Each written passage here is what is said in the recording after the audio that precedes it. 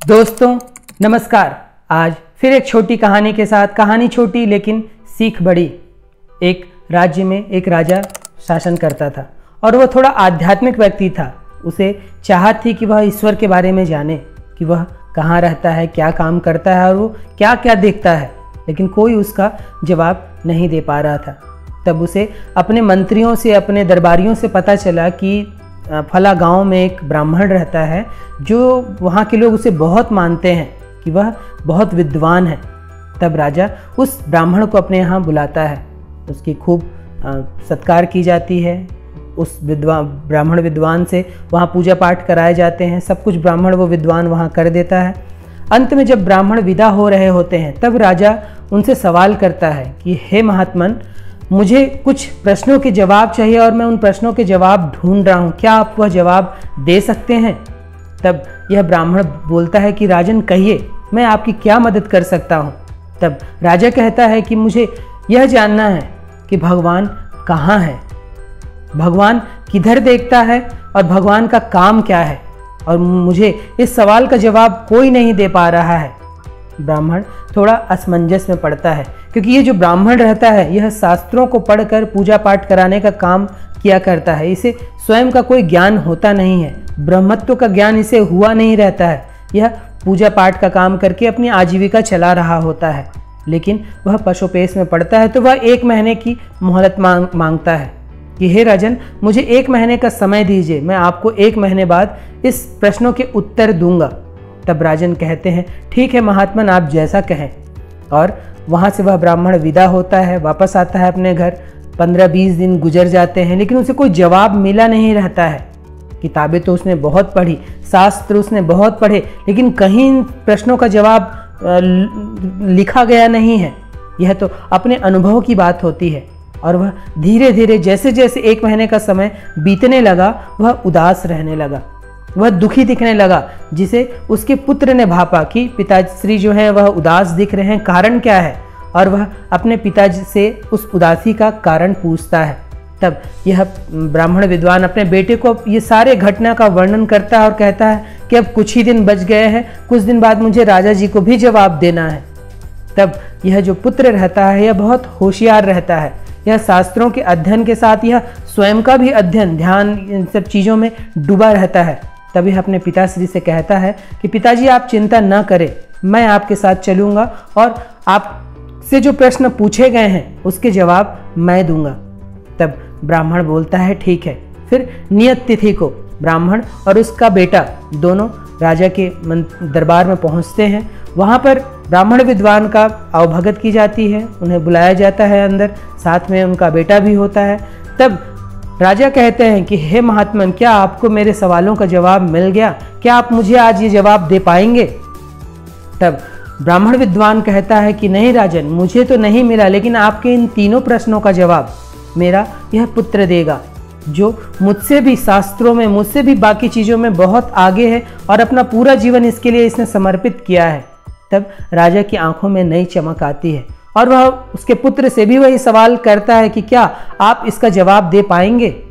तब यह पुत्र कहता है कि हे राजन, आप तो अतिथि सत्कार ही भूल गए कि अतिथि को आवभगत की जाती है, उसे बैठाया जाता है, उसके आराम दिया जाता है, उसके बाद आप जो सवाल करना है आप कर सकते हैं। तो राजा लज्जित होता है और तुरंत उसकी अतिथि सत्कार की जाती है, स्नान की व्यवस्था की जाती है। स्नान आदि करने के बाद दोनों ब्राह्मण विद्वान और उसके बेटे फिर दरबार में आते हैं। वहाँ पर फल, दूध मंगाया जाता है। फल यह बेटा और दोनों ब्राह्मण विद्वान खाते हैं। अब दूध का गिलास लेकर जो ब्राह्मण पुत्र का बेटा है वह दूध पर उंगली डालता और फिर देखता, फिर दूध पर उंगली डालता, फिर देखता, और यह कई बार कर रहा था। राजा उसे गौर से देख रहे थे और राजा उनसे सवाल करते हैं कि हे महात्मन, आप ये क्या कर रहे हैं? तब यह ब्राह्मण विद्वान का पुत्र कहता है कि हे महाराज, मैंने सुना है कि दूध में मक्खन होता है, मैं वही देख रहा हूं कि इस दूध में मक्खन है कहाँ। तब राजा कहता है कि आप ये कैसी बातें कर रहे हैं महात्मन, मैंने तो आपके पिताश्री से सुना कि आप उनसे भी ज़्यादा विद्वान हैं, लेकिन आप तो ये मूर्खों की तरह बात कर रहे हैं। हर कोई जानता है कि दूध को मथना पड़ता है, दही बनानी पड़ती है, मथने के बाद ही वह मक्खन निकल पाता है। तब ब्राह्मण विद्वान का पुत्र कहता है कि हे राजन, आपके पहले सवाल का जवाब आपको मिल गया। भगवान तो कण कण में है, हर जगह है, आपके भीतर विराजमान है, मेरे भीतर विराजमान है। उसे पाने के लिए, उसे देखने के लिए आपको उसके योग्य बनना होगा, अपने आप को साधना होगा, गलत चीज़ों से दूर होना होगा, सही चीज़ें अपनानी होगी, तभी आप उस ईश्वर को महसूस कर पाएंगे। और आपके पहले सवाल का जवाब यही है, जिस प्रकार मक्खन होता है लेकिन वह दूध में ही होता है, उसी प्रकार ईश्वर हर जगह है, कण कण में है, हर एक चीज, हर एक बड़ी चीज में वह विद्वान है। राजा बहुत खुश होता है कि आपने मेरे पहले सवाल का बहुत सही जवाब दिया, मैं अब इस चीज को समझ गया हूं। लेकिन मेरे दूसरे प्रश्न का क्या, जहाँ ईश्वर किधर देखता है? तब यह विद्वान पुत्र ब्राह्मण का बेटा कहता है कि महाराज, मैं चाहता हूं कि आपके इस कक्ष की दरबार के सारी मशाल को बुझा दी जाए और अंधेरा कर दिया जाए। राजा तुरंत आज्ञा देता है और वहाँ की मशालें बुझा दी जाती हैं, सारे पर्दे ढक दिए जाते हैं और सारा दरबार अंधेरे में हो जाता है। अब यह ब्राह्मण जो पुत्र होता है वह एक दिया निकालता है और एक दिया जलाता है। दिए की रोशनी उस बड़े कक्ष में भी पर्याप्त रोशनी कर देती है। एक छोटा सा दिया होता है लेकिन इतनी रोशनी होती है कि सब कुछ दिखता है। तब यह ब्राह्मण पुत्र कहता है राजन से कि हे राजन, आप बताइए कि इस दिए की जो लौ है यह किधर जा रही है, किस तरफ यह लौ पड़ रही है? तब राजन कहते हैं कि यह चारों दिशाओं में पड़ रही है, यहाँ तक इसकी पहुँच जा रही है, वहाँ तक इसकी लौ प्रकाशमान हो रही है। तब यह ब्राह्मण विद्वान का पुत्र कहता है कि राजन, आपके दूसरे सवाल का भी जवाब आपको मिल गया कि ईश्वर हर तरफ देखता है, वह हर इंसान को देखता है, हर इंसान के कर्मों को वह देख रहा होता है। राजन फिर बहुत खुश होते हैं कि उसे उसके दूसरे सवाल का भी जवाब मिल गया कि ईश्वर की दृष्टि सब पर रहती है और बराबर रहती है, वह हर किसी को देख रहा होता है कि कौन क्या कर रहा है। अब राजन कहता है कि हे विद्वान, आप बहुत विद्वान दिख रहे हैं और लग रहे हैं और आपकी बातों से मैं संतुष्ट भी हो रहा हूँ। मेरे तीसरे प्रश्न का जवाब दीजिए कि क्या भगवान काम क्या करता है, उसका काम क्या है इस सृष्टि, इस धरा पर?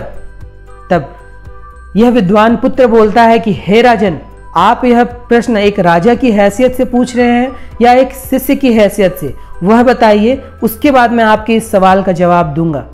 तब राजा विनम्रता पूर्वक कहता है कि एक शिष्य की तरह, क्योंकि मैंने वर्षों लगा दिए इन प्रश्नों के जवाब का उत्तर पाने के लिए, इस प्रश्नों के उत्तर को पाने के लिए, लेकिन किसी ने मुझे संतुष्ट नहीं किया। मैं एक शिष्य की भांति आपसे पूछना चाह रहा हूँ। तब यह विद्वान पुत्र कहता है कि राजन, जब आप किसी को गुरु बनाते हैं तो क्या उसे नीचे जमीन पर इस तरह खड़ा करते हैं? राजा तुरंत लज्जित होता है और उसे बुलाकर अपना सिंहासन देता है और खुद वहां सामने खड़ा हो जाता है ब्राह्मण विद्वान पुत्र के नीचे। अब वह सवाल पूछता है कि हे विद्वान, हे महात्मन, मुझे बताएं कि भगवान का काम क्या है?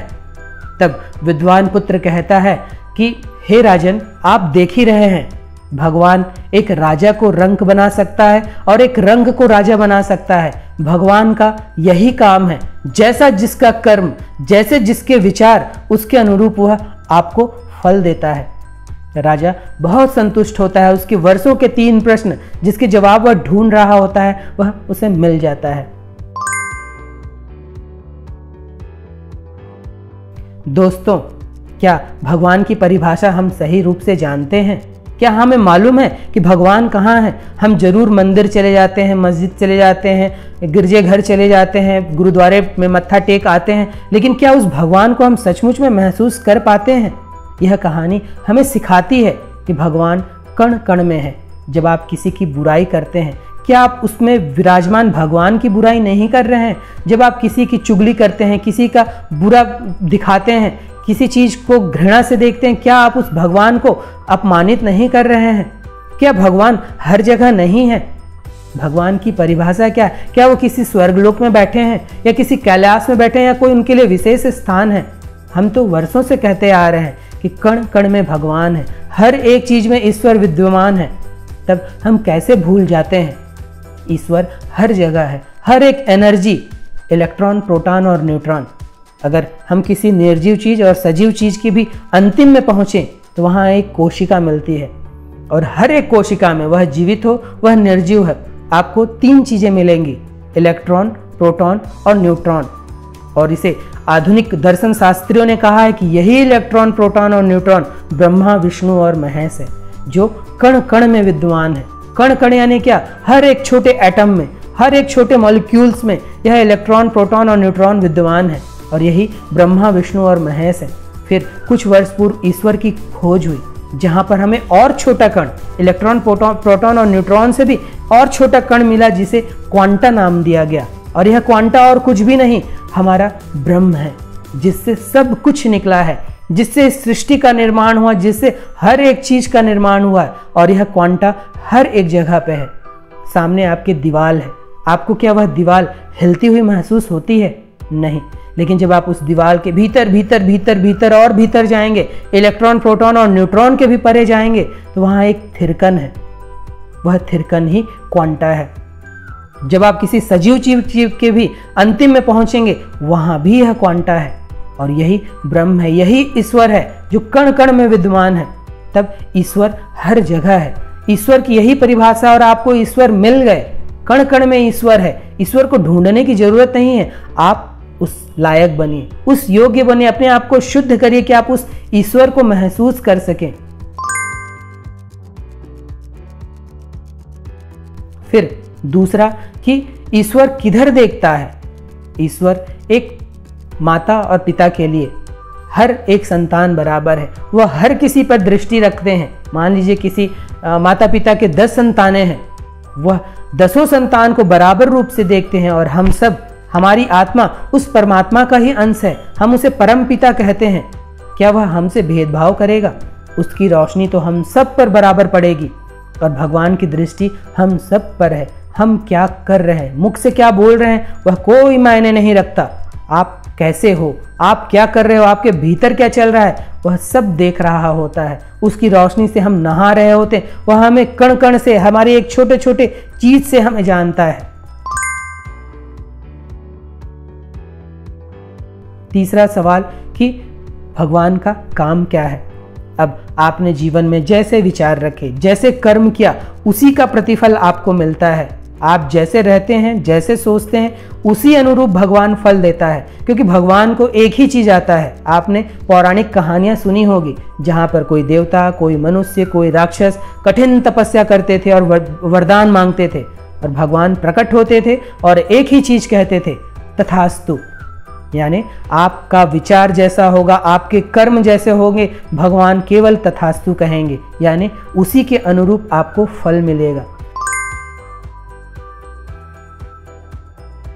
तो यह छोटी सी कहानी जो हमें भगवान के बारे में बहुत ज़्यादा तो नहीं, लेकिन आपको एक परिभाषा दे सकती है कि भगवान क्या है, उसका काम क्या है, और वह करता क्या है, उसकी दृष्टि किधर है।